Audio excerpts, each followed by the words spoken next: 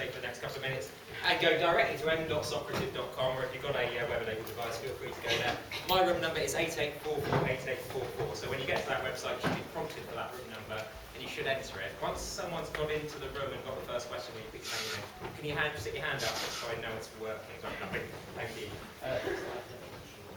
Okay, so it's a web-based pupil response system. As you can see, if your students have got access to the internet through any form, they can access your quiz on Socrative. So you can do on-the-spot whole class questions. You can throw a question out there, get responses from them via their mobile phones instantly. You can also create and share quizzes through the website quite simply and quite easily. And you can use multiple choice questions, select correct answers, or leave them open-ended, and have written answers. And again, you can select correct words, individual words that earn marks. And there's two ways you can get your feedback from that. You can have live feedback, so you can see it at the time, feedback to your students all the time as you're going along, and you can download reports at the end of it all as well. I just highlighted a few alternatives here as well. SurveyMonkey's got an advantage in that you don't have to activate the quiz for anyone to come along and do your survey.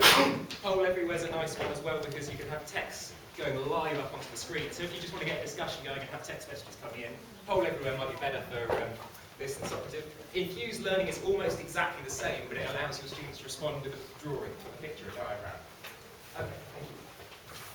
So, very quickly, this is what I've done with it this week, which is just getting some student feedback. We had an inflatable planetarium into the college yesterday, and so I was just getting a bit of feedback from students on that, and on a couple of things about physics as well. So it's very pleasing to see they all enjoyed it, they all found it interesting.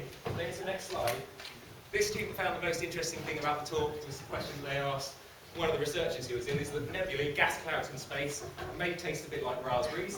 Yeah, next one. This one is the worst thing about A2 physics so far. This student has selected his friend James, who he sits next to. And if you go to the next one, you do, of course, get some useful things out of this. So, what's the worst thing about physics so far? A2 anyway. The number of equations for each topic is it's easy to confuse them. So again, that gives me a bit of a pointer about what I need to be feeding back to my students and what to focus on as well.